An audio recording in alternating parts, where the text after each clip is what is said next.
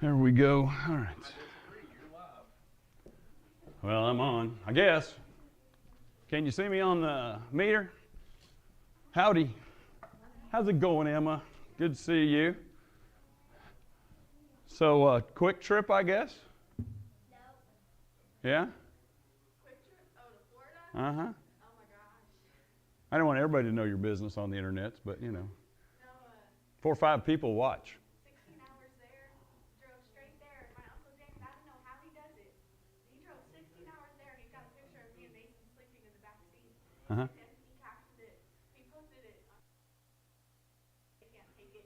And then we get there, we go pick up his man. We stay 10 hours at a hotel, and then we drive 16 hours to Baton Rouge, and then 6 hours from there to Corsicana. We went to his house instead.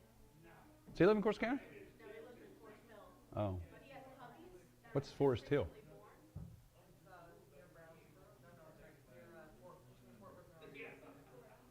Fort Worth and Austin? Okay. DFW is all you had to say. Never heard of it. But no, we didn't even go to the beach, though. Well, we're going to banter for a minute because Gina needs to get here for the children. And, you know, starting. Are you gonna take them with you, Barry? I can. All right. Y'all go with Coach Barry Brown. Miss Gina will be here shortly.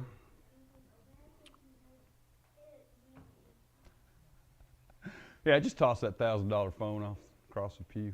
Hey, sir. What was your name again? Dawson. Dawson. Nice to meet you, man. Sir. I'm still wet.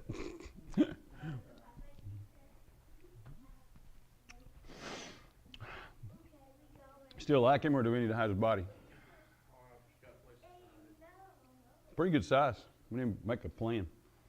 Now, you don't need help, that's for sure. Curtis is ready to kill him. Well, Curtis is in Germany, so he's kind of useless to us. You got something to write on? Yeah.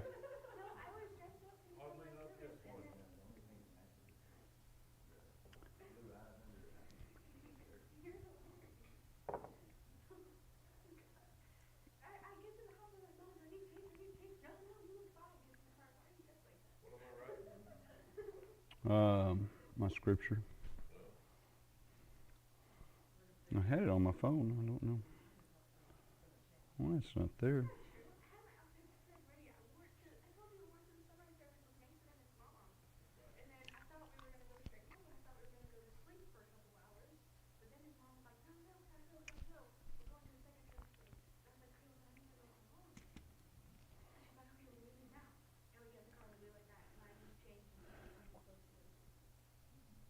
Ah.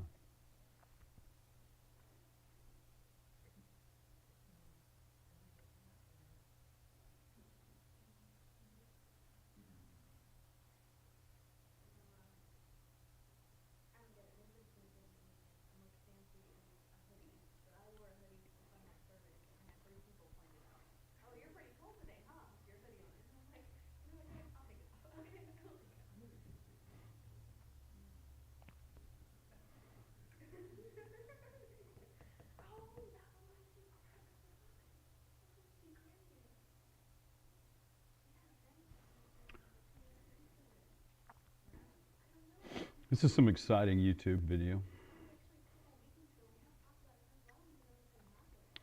Watching me catch up.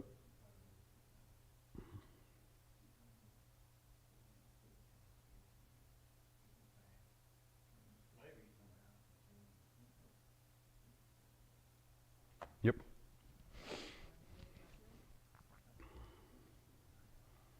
All right.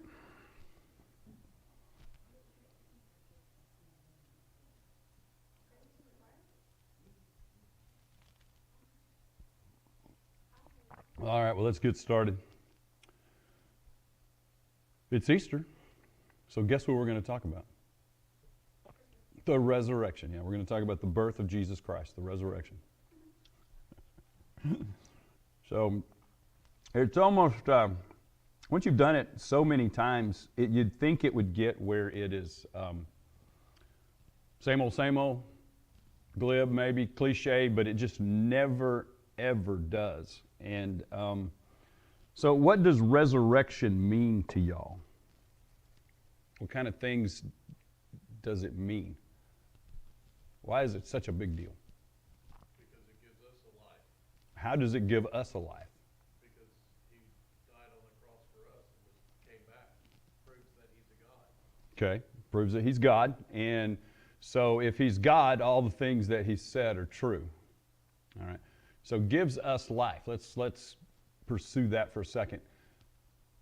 How can the resurrection of Jesus Christ give us life? Because by being born again in him, we're given the opportunity to live. Live now. Okay? Live in his teachings, live in his spirit, live in his example, live in his hope. So living in Christ now is mostly what the church is doing right now. There we go. No, you can't. He said my name enough for the next 40 days. You need to do that. You need to do that. Man, thank you very much. Let's see how she did. How did she do? It looks fine. Top one. I didn't break it. Did it puff like a pita or no? Yes. Did it puff all the way up? No. Oh, I tried, but you were like, it takes a few minutes, so I said, not gonna burn it. good job. I burnt myself. Well, thank you. I appreciate that kind of sacrifice. All right, so we can live life now. We can have a life that's not free of the discomforts, but free of maybe the self-inflicted discomforts that so many people like to revel in. All right, what else does it mean?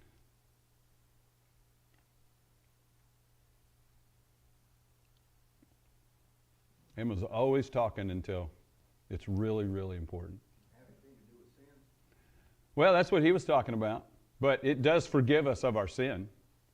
So we do gain forgiveness of sin. I just asked a question. You act like I'm looking for an answer. I mean, I have several, but often I get answers from y'all that I never thought of. So I like that. He went first. He is called the first fruits. Jesus said, unless a grain of wheat falls to the ground and dies, it abides alone. And when he said that, what he meant by that was, I'm going to die and I'm going to produce much fruit. In other words, there are going to be other resurrections because of that.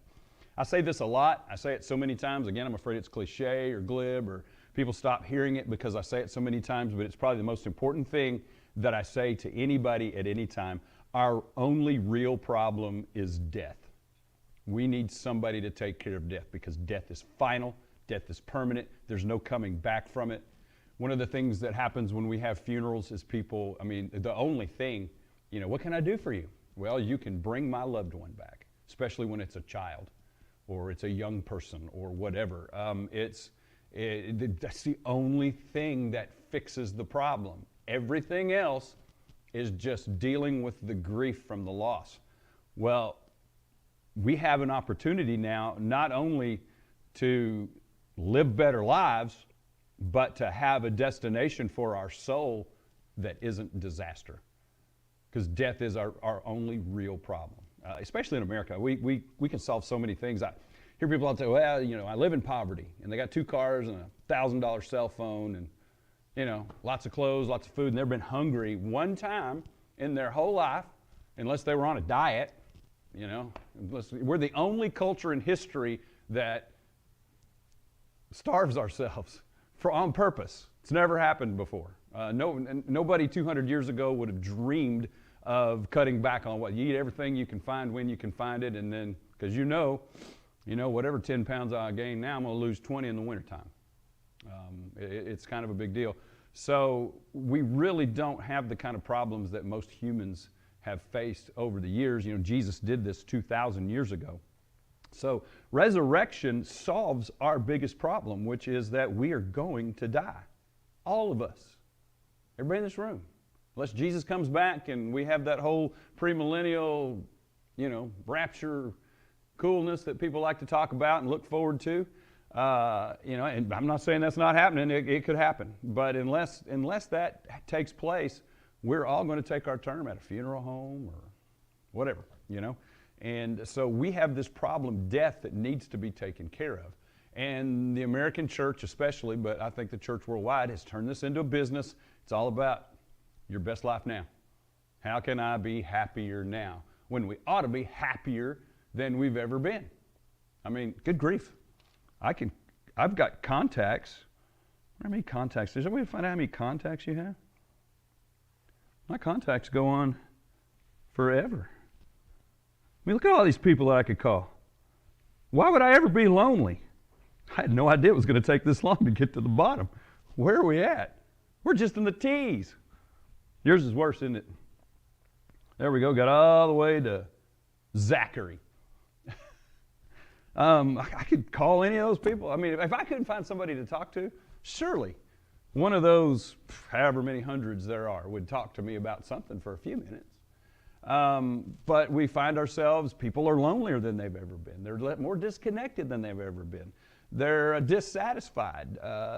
Good grief, I should have become a psychologist, because those people are banking because people are sitting in their offices and talking to them.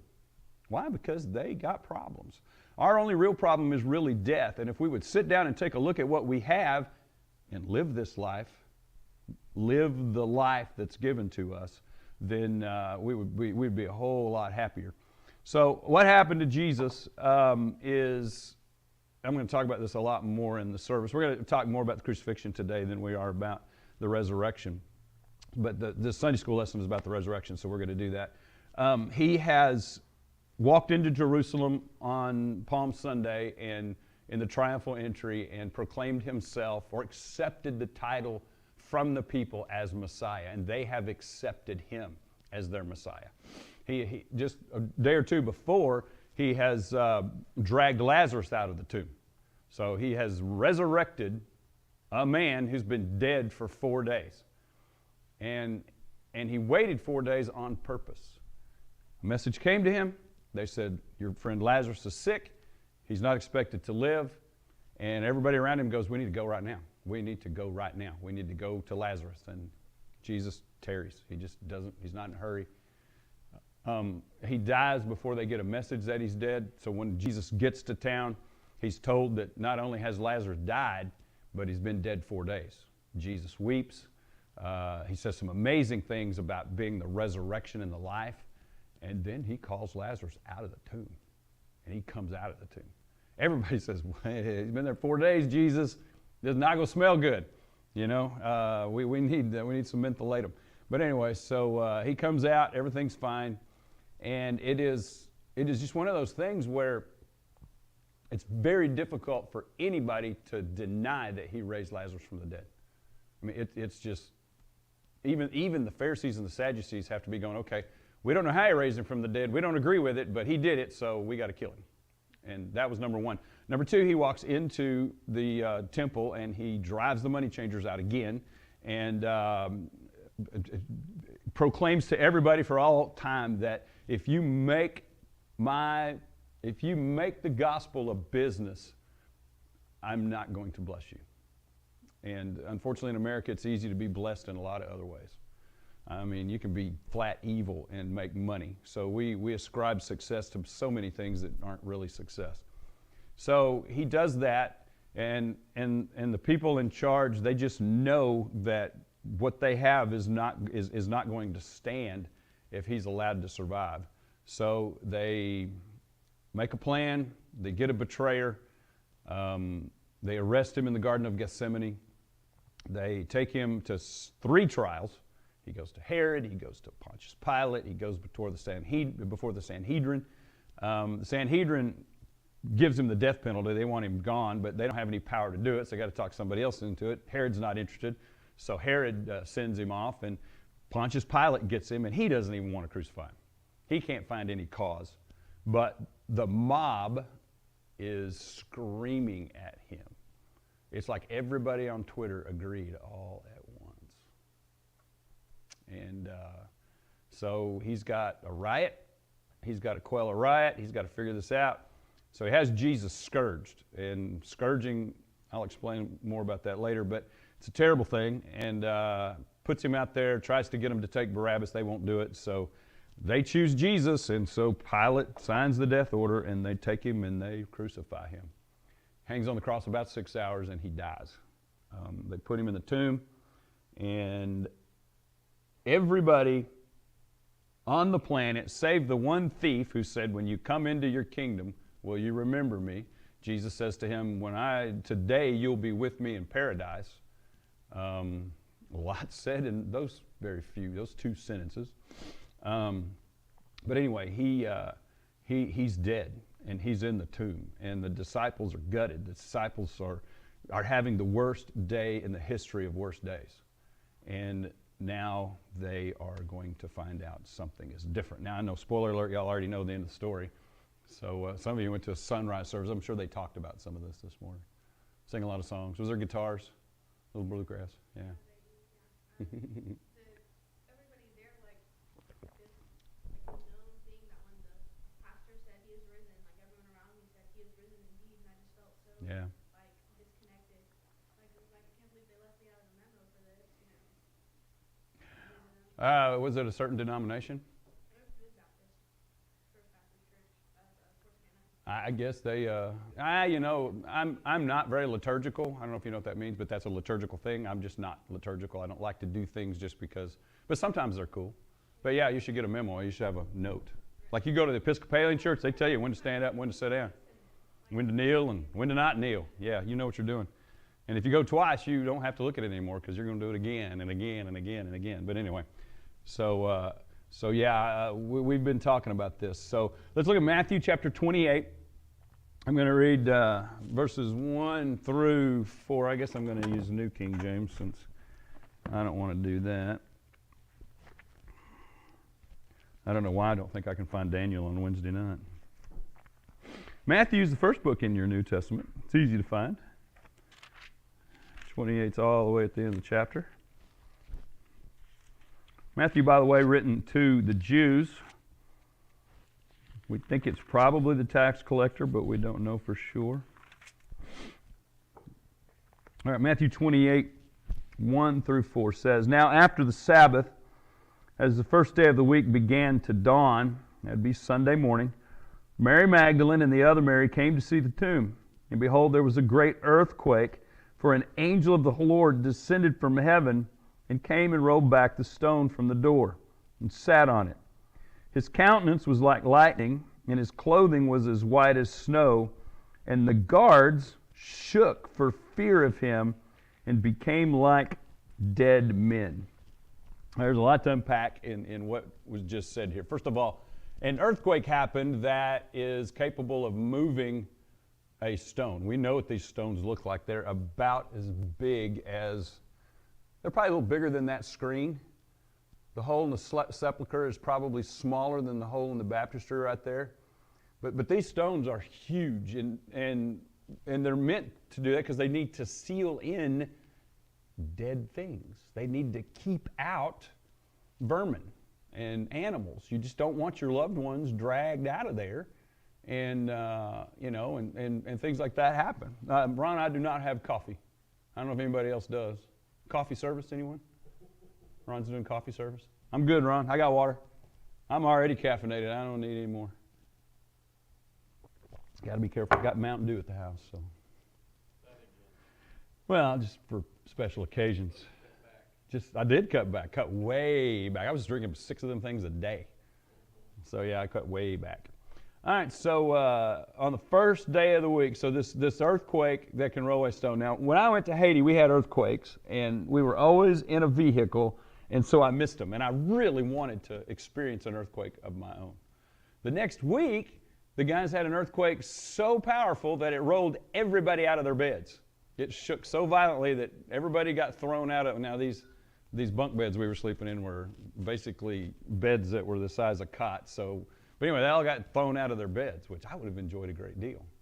You know, if I survived it. You want to survive those things. But anyway, so we would have the little earthquakes. We'd be in the vehicle, and we wouldn't feel them at all because when you're in a tap-tap, the difference between an earthquake and just driving down the road is negligible. You can't tell. But when I was a kid, I went on a camping trip in the Davis Mountains, and we had a flash flood. And the rain just come straight down out of the sky. It washed the tent pegs out of the tent pegs for our tents got washed out. Our tents collapsed on us. We were just left with our sleeping bags and our rain suits, and we, sloshed down to the church where we spent the night in the church. That church happened to be on the other side of the creek where everything else was, and the next morning there was no crossing that creek. We were delayed 3 whole days because the roads were covered with this flash flood. It moved a boulder the size of this area. I mean, I would climb on it as a kid, and that was probably smaller than I remember it. Things are bigger when you're a kid. But it's the size of a car, a Volkswagen Beetle, and it moved that boulder about 25 feet across another road. It was on one side of the road, and then the creek crossed the road, and then it went on the other side of the road. So that's a very powerful thing. That was one of the most powerful things probably the worst disaster I've personally experienced was that flash flood. I mean, we could have died. People die in those things all the time. And we had people up on the mountain. It was interesting. This is why I like chaos, I think. I started early. I think I was in 3rd grade, maybe 2nd. It was an RA trip, Royal Ambassadors. But anyway, so this is a powerful earthquake. So this probably woke them up. They get their stuff together because they have hurriedly buried Jesus on the Sabbath, because you're not allowed to do any work there. And so they go the first chance they get, as soon as the sun rises, is why we have sunrise services. They're down there to look at the sepulcher or the tomb or whatever it's called. And that's what that word means in Latin, is tomb. And so there's an angel. I mean, if earthquake isn't cool enough, there's an angel sitting on this stone that's been rolled away. These stones are so large, they don't have backhoes. There's not a hydraulic system on this thing. You don't flip a switch and the stone rolls back.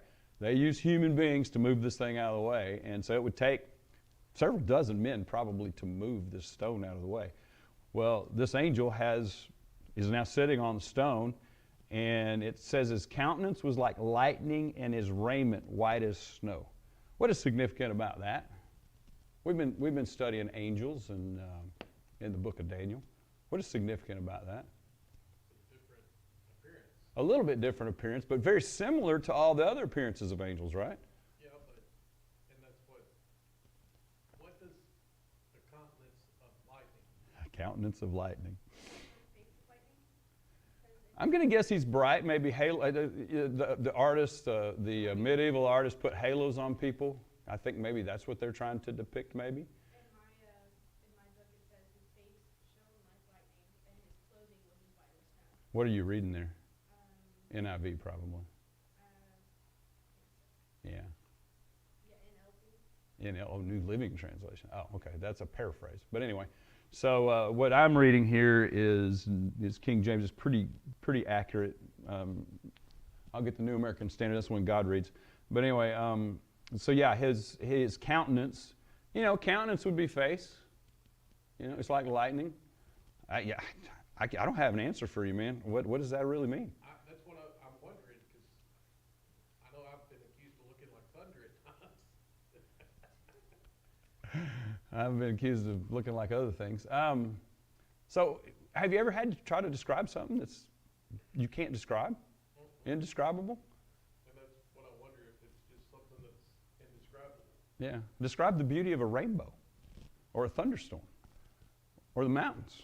I mean, we fail at this all the time. I mean, you read about a place and then you go there. I dreamed of going to Gorman Falls for a long, long time. It's at the Colorado Bend State Park. We went 3 or 4 years ago. It was about an 8-mile hike.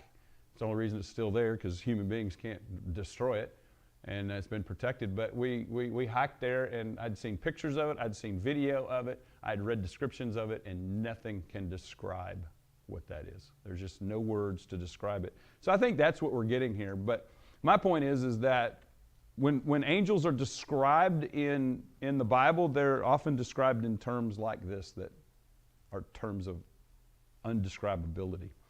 All right, his raiment was white as snow. That's something that's always been said. And for fear of him, the keepers did shake, or the guards. One of the things I didn't mention is that after Jesus was put in his tomb, the Pharisees went and said, hey, they're going to try to come steal him. We want to post a guard over his tomb. How many tombs have a guard? Can you think of any tomb that has a guard? Do you think they're starting to realize they screwed up yet? Probably getting there. Probably getting there. But what tombs have guards? Arlington has the tomb of the unknown soldier. There's a guard there. Why?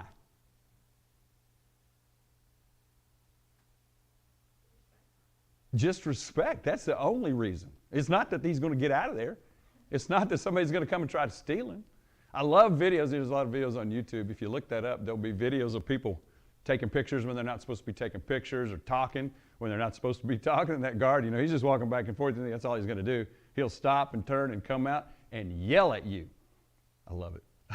I don't want to be yelled at, but I'd love to be there when somebody gets yelled at, because people are kind of dumb and they don't follow the rules and bad things happen. Play stupid games, win stupid prizes. Do what? And disrespectful. So only respect, but they're not putting guards there for respect. They're trying to protect their narrative, to use a modern day term. They've got a narrative that they need to protect. They need him to stay in there. They've killed him and they want him to stay dead. You got one side that's trying to prove he's the Messiah, and one side that he can't be the Messiah, otherwise we're in trouble. And like so many things in life, the thing that's supposed to prove their side actually proves the other side. They got guards, they got witnesses, they've put a seal on it. And so the very thing that they thought was going to make their case ends up destroying their side. So, but they still lied about it. It's in the Bible. They still did all that. So y'all have any questions about that? Anything about the tomb and the angel and the earthquake and the fact that it's open? All we have is an open tomb. What do you suspect they'll find in there? A dead body. Because that's what you find in tombs. Okay? So, the next one is 5 through 7. But the angel answered and said to the women, do not be afraid, for I know that you seek Jesus who was crucified. He is not here, for he is risen. As he said, come and see the place where the Lord lay, and go quickly and tell his disciples that he is risen from the dead, and indeed he is going before you into Galilee, where you will see him. Behold, I have told you. I think I read too far. No, I didn't. Good enough. All right, so we have a message from angels. How often do angels talk? To us, not very often. But when do they talk? When it's the truth, it's pretty important. And every time they show up, these angels are always talking.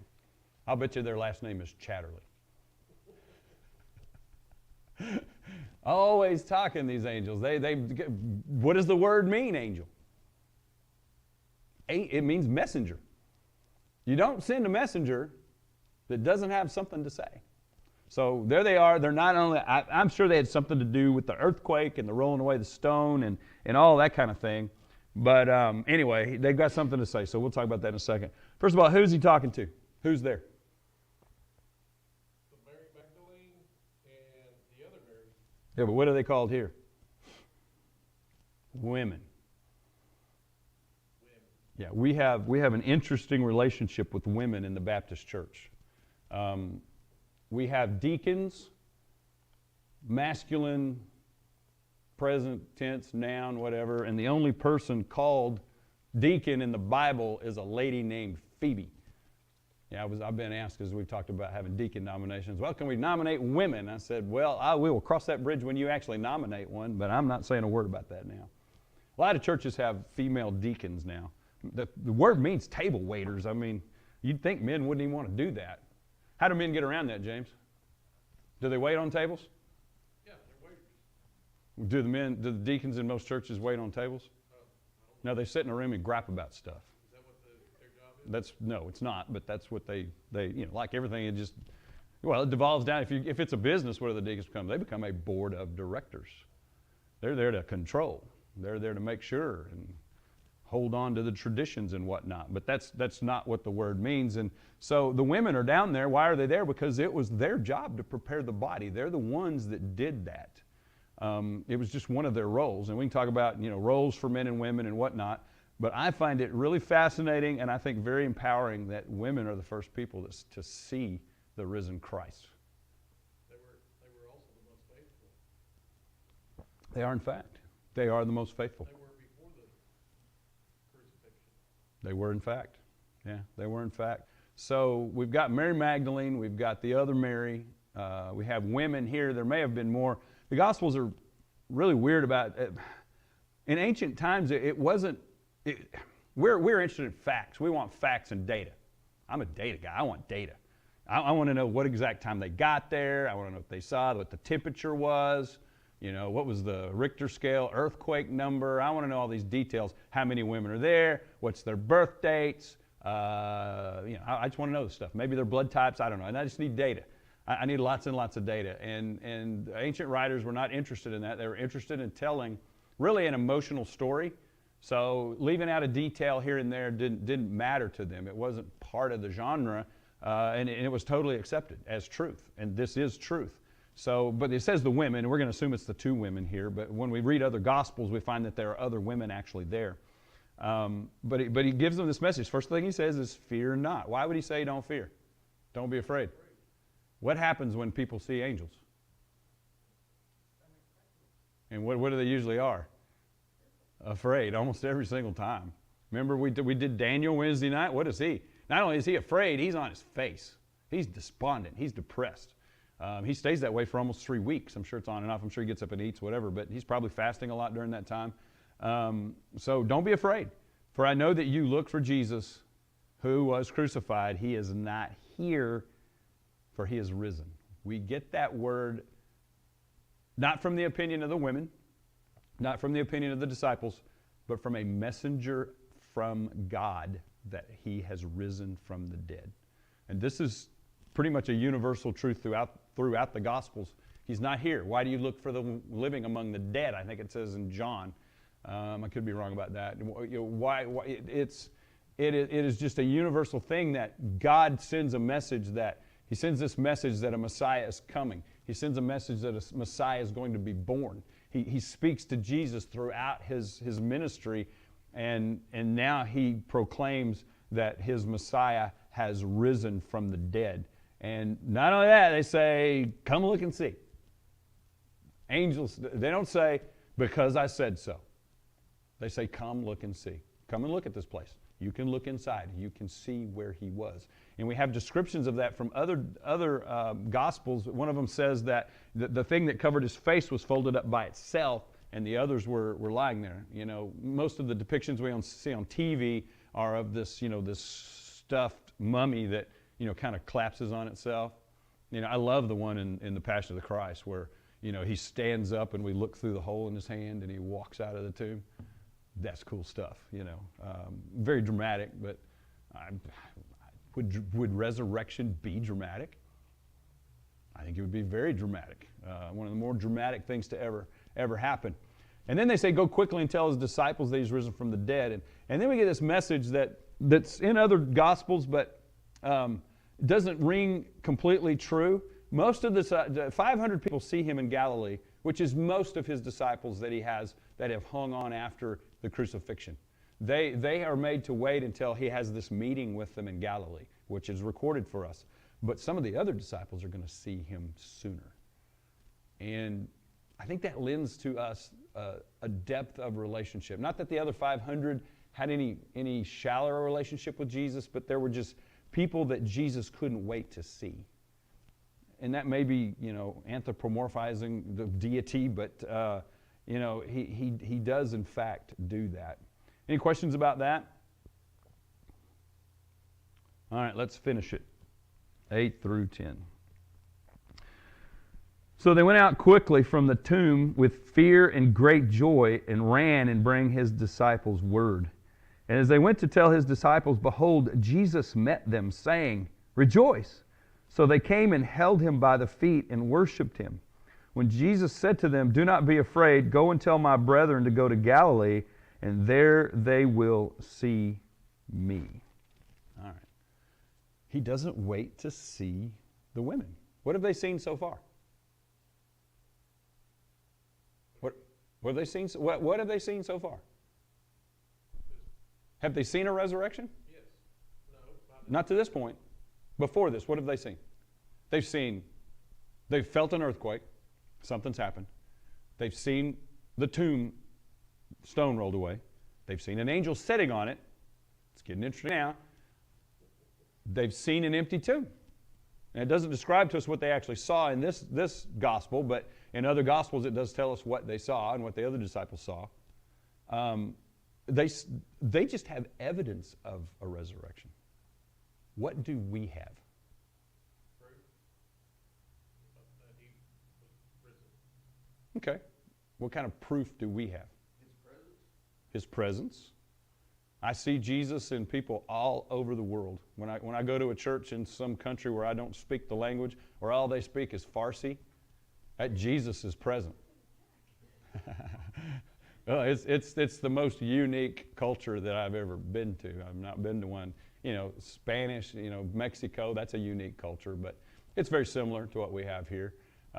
Puerto Rico is just America in Spanish. It's just, it's no different. The biggest mall in the world is there, so, if they still do malls. But yeah, it's just American Spanish. Haiti, that's a unique culture. Probably as or maybe more unique than the Arab culture that I experienced in Jordan. But when I went to those churches, even though it's completely different from what we got going on here, Jesus is there. See it in their faces, the countenance. You can see it in their faces. So the presence is definitely something, but there's a lot of people who would say, well, that's not proof. We have this thing in Southern Baptist missionary parlance. It's called an indigenous church. Let's say somebody lives in a village in which they're all some religion. They're all Hindu or they're all Muslim. They're all something. And they're probably culturally that, because there's a lot of cultural Muslims, but there's not as many people who practice Muslim. There's a lot of cultural Christians in the world, but there's not so many that practice. That's true in America as well. You just have people who identify as something. But these people are generational. They've been Muslims for generations. They've been Christians for generations. And that's just what they say. They don't know Jesus, from anything, but they're culturally identify that way. But when somebody, say, finds a Bible or reads a Bible or goes on a trip and gets told about Jesus, they come home and they start a church. We have this policy where we leave that church alone. We don't mess with it. We don't try to impose our culture on it. We want to see what it becomes. And you know what it becomes? It becomes a church that every one of us would recognize. They just try to follow the Bible. They worship the way the Bible tells them to worship, and they become something that we would all recognize as a church. I read this book called and the Word Came with Power. It's about some missionaries down in South America, and you've probably heard this story before, but the big debate amongst them was, okay, we're going to start this church, we're going to have church services. Are we going to ask the women to wear shirts? They were a female topless culture. And so this was kind of a debate amongst them. Are we going to, they're living with them all the time. It's not like, they didn't see them every day. And it was decided that no, they were just going to let them be. If they wanted to come to church topless, that would be fine. I'm not sure it would fly here. I'm not sure we're going to have the debate. But anyway, James, you want to talk about it? I'm sure we can find a place. But anyway, it won't be what looks like a church to us. But they said we're going to let them do their thing.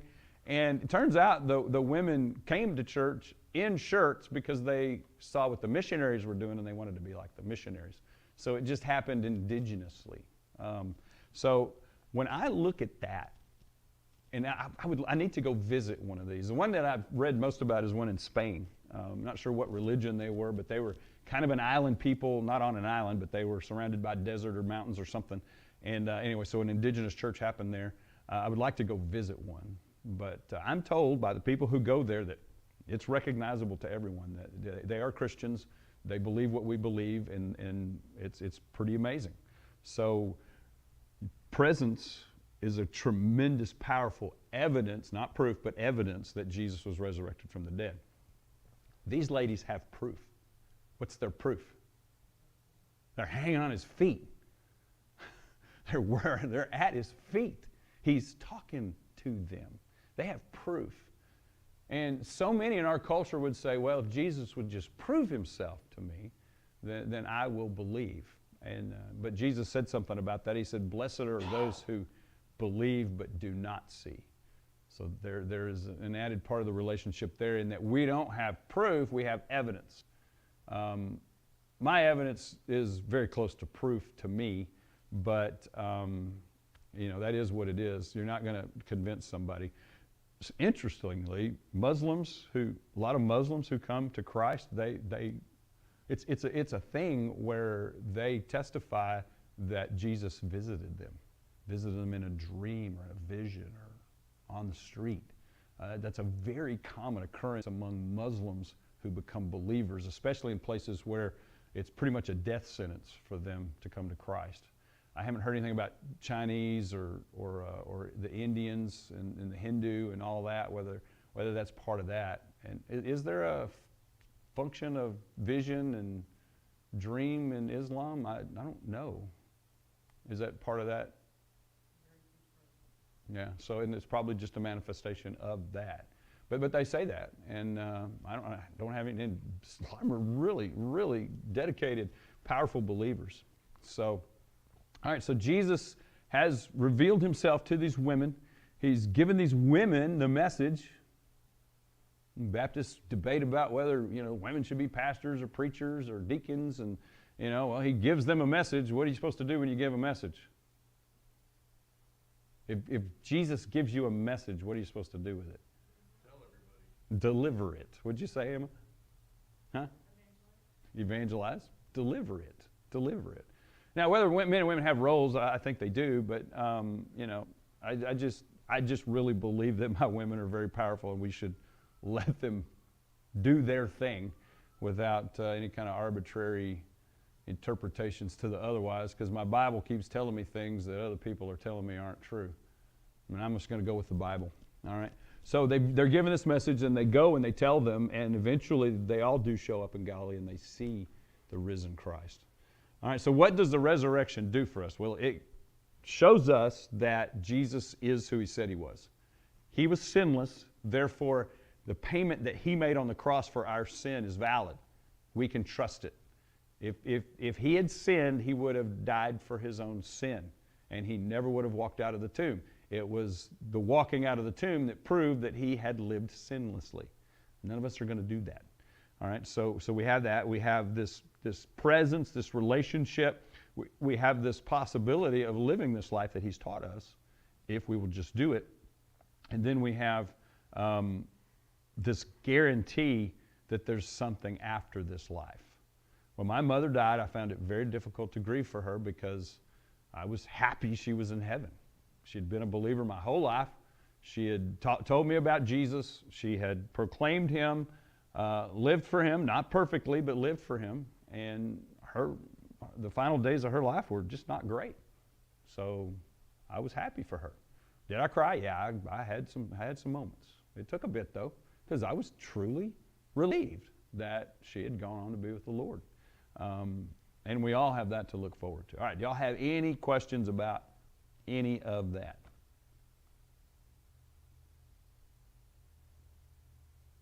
He's alive. All right, we need to pray. Talk to Kathy. She's still hurting. Did you overhear that conversation, or did I tell you about it? Was it April the 23rd she thought she might be able to come back? I don't know. Yeah, I think she's going to the doctor April the 23rd. It may have been May 23rd. I don't know. She's got a... She said she's sorry she's not here this morning. Okay. Well, she has been sorry she's not here this morning, but she did tell me she's been watching, and maybe she'll text you what her dates are, but she doesn't know. She's got to heal up and get to where she can move around and not suffer.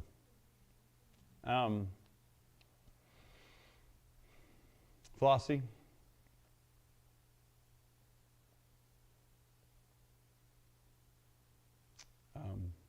Kimberly? Gina had a little test. She needs to be prayed for. Mr. Stinnett. So you have to remember this. He's your coworker. He just tolerates me. Um,